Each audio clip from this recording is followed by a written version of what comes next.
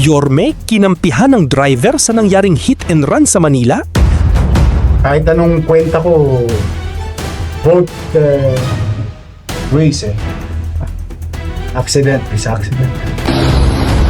Mga kababayan, bago tayo manghusga ng kapwa natin motorista, hindi ba dapat alamin muna natin ano ba talaga ang punot dulo ng nangyaring insidente nito lang sa Manila? So sumabit po sila, patawid naman po ng intersection yung jeep, naka-stop po siya, siguro dahil natakot po yung mag-asawa, idiniretso po nila. Sino ba kaaway nung babae? Sino ba nakapagtalo? Oo, madaming nagalit sa driver at hindi ko rin sinasabi na tama yung ginawa niya kahit naabutan na siya ng red light. Pero dapat din nating alamin, ano ba ang dahilan bakit nahulog ang babae sa jeep na kinakasakyan niya? At fault din naman yung jeep. Kaya lang may mga insidente kasing hindi may paliwanag. Aksidente is accident. Kung curious ka, idedetalya lahat yan ni Mayor Isko para malinawan tayo. May kasalanan ba dito ang babaeng pasahero o biktima lang dito ang driver? Ako nakasakay. Nagulat na lang po kung gano'n yung nangyari. Tumawag yung anak ko na sa nga daw po yung kapatid ko. May nangyari pong aksidente. Ito po ay tinag din po ako. Kaya immediately I called the attention of Major Apostol and coordinated with General Santiago and to our MDTEU to find those people who are involved, especially yung truck. Ito kasi may hindi ko masabi ano yung word precondition of may nangyaring habulan. Pero bagamat magkaganon, mali po yung jeep dyan. Gusto ko lang kong itatama, Pag mahirap po kasi minsan nakikita lang natin yung isang side. Before it happened, there was an incident between this couple. In fact, nagbeating the red light yung jeep.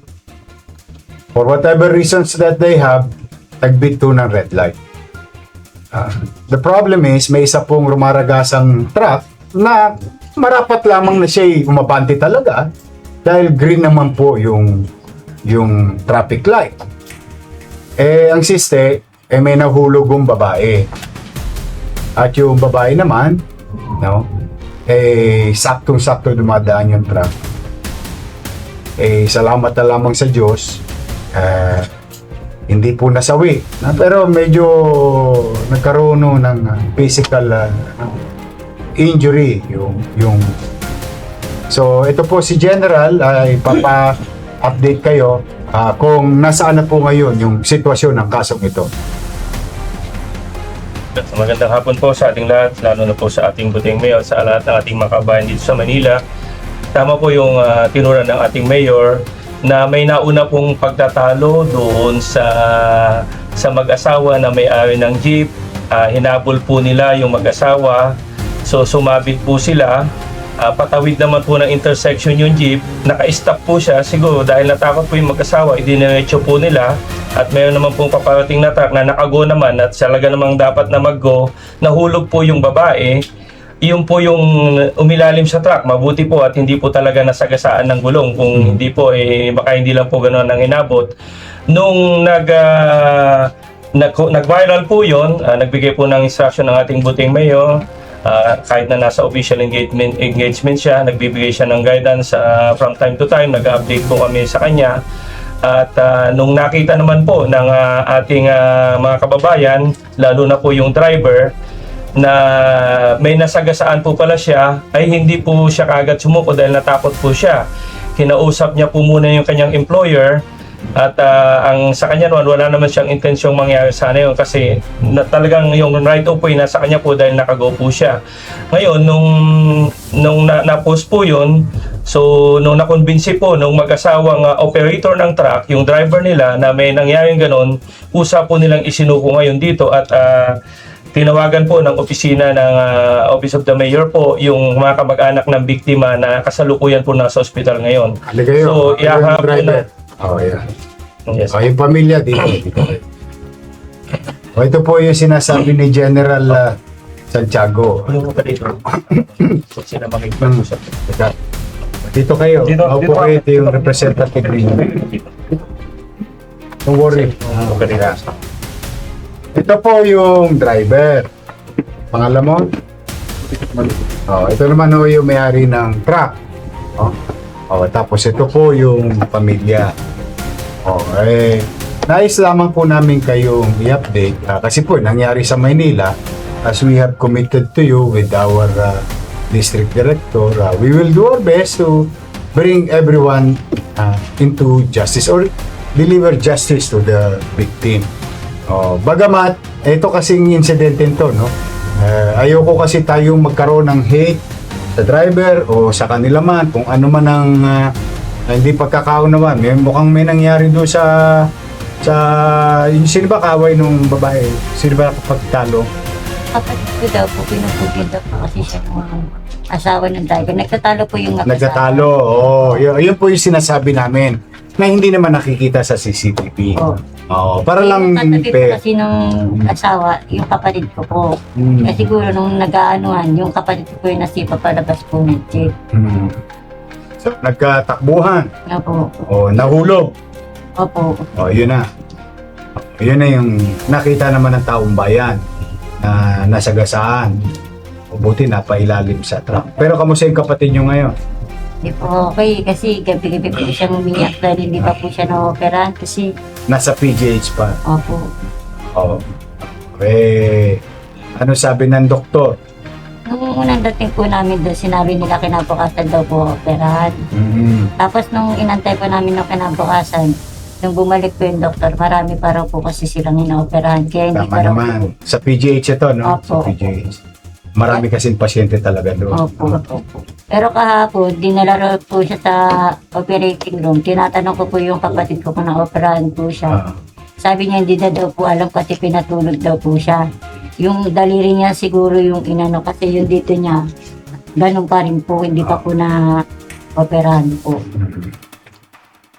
Ngayon, ano ang gusto niyong mangyari? Ano ang hinihiling naman ninyo? Ang gusto ko lang po sanang mangyari is tulungan po yung kapatid ko. Tulungan po nila yung kapatid ko kasi wala rin po talaga. Wala na Kasi po sila. vendors lang din po ako eh. Okay na po. Ang gusto ko lang po tulungan niya yung kapatid ko sa gastos na sa Sa ospital. ospital. Opo. Kasi ako rin po, ang anak buhay ko lang vendors, yun lang din po yung binubuhay ko sa mga anak. Anak mo, ilan ang anak mo? Tapat po yung anak ko. Yung kapatid mo naman, may anak din. Wala po po anak siya. Talaga yun. Opo. Kaya ikaw ang kumakargo. Katuwang niya po yun sir. Katuwang ko po isa pagtitinda, yun po yung araw na pinauna ko na po silang umuwi kasi ako po may kasabay po ako umuwi, yun nga po sa sidecar po ako nakasakay. Nagulat na lang po kung gano'n yung nangyari, tumawag yung anak ko na sagasaan nga daw po yung kapatid ko. Sinasabi nila lasing, galing po yung sa tindahan ko parang po malalasing. Hindi, it doesn't matter kung lasing o hindi, nasagasaan. Actually, at fault din naman yung jeep. Kaya lang may mga insidente kasing hindi may paliwanag. Aksidente is aksidente. Wala namang Naman din po mo alam na. sinadya ko ba yun? See? Saka makikita Hindi naman nagsisinungaling tong bata mo. Ba't ka lang nga hindi ka huminto? Sayang, saan huminto ka na lang? Hindi mo napansin. Ito po mga magugulay. Yung lagi kong ikinukwento sa inyo na dito sa Maynila, bagsakan kami ng gulay. Ito naman yung gulay nila galing ng norte sa Mountain Province papuntang Sariaya. Kaya doon kayo napunta sa Usmeña. Pauwi. Walang may gusto nito. Pero just for the sake of our public, mga nanonood, ito po sila dalawa. Ngayon, kung sila ay magkakasuhan, nasa kanila na po yun. Ang importante po ngayon, ito po ang driver, sumuko. Dahil, in fairness naman, wala naman silang masamang intention. Tulungan nyo na lang to siguro ang pamilya. Marami natin hiningi, yun lang yung ayayos lang yung pamilya. Mag-coordinate na kayo, apostol. Kung anong mapagkakasunduan. Kasi, wala, driver din to. Kumbaga, hindi naman malaking kumpanya rin. Pero kung magkakatulungan kayo, maibsan man lamang yung kinakarap niyong problema. mag-usap-usap na kayo after this. Kung ano man ang mapagkakasunduan ninyo sa nasa PGH naman. Kasi nagdedemandahan kayo. Ewan ko, basta nasa sa inyo yan.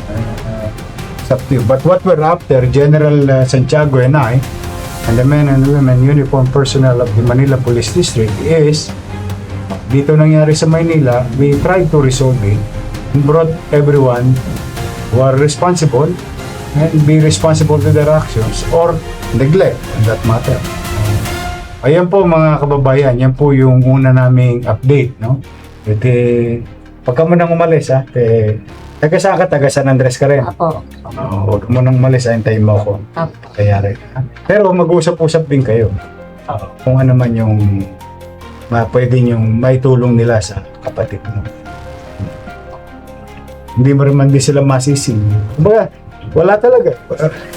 Kahit anong kwenta ko, both ways accident is accident. Yun lang, malungkot lang kasi katuwang mo pala sa hanap buhay yun. Sige, antabayan na mo ako dyan, ha? After, ha? O, sige, mag-iingat kayo. Ha? Thank you po, Mayor. O, sige. O, antabayan, nag-usap kayo, ha? Thank you, pare. At thank you for trusting the city.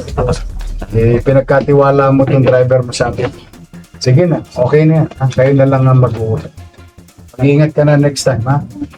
Sige.